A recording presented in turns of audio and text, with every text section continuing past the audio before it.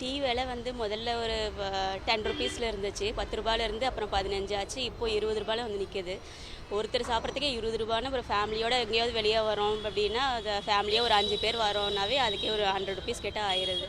So விலைவாசி petrol விலை அதெல்லாம் ஒரு பக்கம் ஏறிட்டு இருக்கும்போது இதெல்லாம் டெய்லி அன்றாட வாழ்க்கைக்கு தேவையானது வெளியே வந்தால் சாப்பிட முடியலனாலும் சரி ஒரு டீ குடிச்சிட்டு போய்க்கலாம் அப்படின்ற இதில் டீ குடிக்கும் போதும் ஒரு 20 ரூபான்னு விலையில் வந்து நிற்கும் போது பிற்காலத்தில் இதுக்கு மேலே ஏறி போய் எந்த விலைவாசி நிற்குமோனே தெரியல.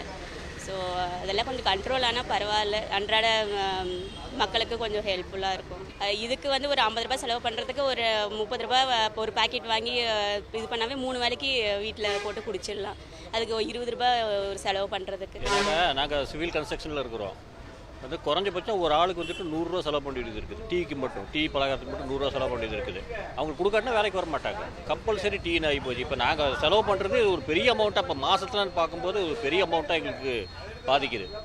டீன்றது ரொம்ப இது. இப்போ வந்து பார்சல் டீயே குறைஞ்சபட்சம் 30 ரூபா பண்ணிட்டாங்க, ஒரு 2 பேர் 3 பேர் குடிக்கிற மாதிரி. ஸோ ரொம்ப சிரமமாக இருக்குது. இதனால் எங்களுக்கும் பயங்கர பாதிப்பு, இதனால் வேலையிலும் பயங்கர பாதிப்பாக இருக்குது. எல்லாருக்கும் டீ காசுன்னு தனியாக 100 ரூபா கொடுக்க வேண்டியதாக இருக்குது. ரொம்ப பாதிப்பு, ரொம்ப ஜாஸ்தி, அப்நார்மலாக போயிடுச்சு. ஏதோ 10 ரூபா ரைட், ஓகே, அது குடிச்சிட்டு இருந்தோம். இப்போ 20 ரூபாய்க்கு தகுந்த மாதிரி கிடையாது. நம்ம ஒரு டீயெல்லாம் குடிச்சனாக்கா குடிச்ச மாதிரி இல்லை, அதுக்கு பேச சுடுதண்ணி குடிச்சிட்டு போயிடலாம், அந்த மாதிரி இருக்கும். செய்திகளை உடனுக்குடனும் துல்லியமாகவும் தெரிந்து கொள்ள சப்ஸ்கிரைப் பண்ணுங்க.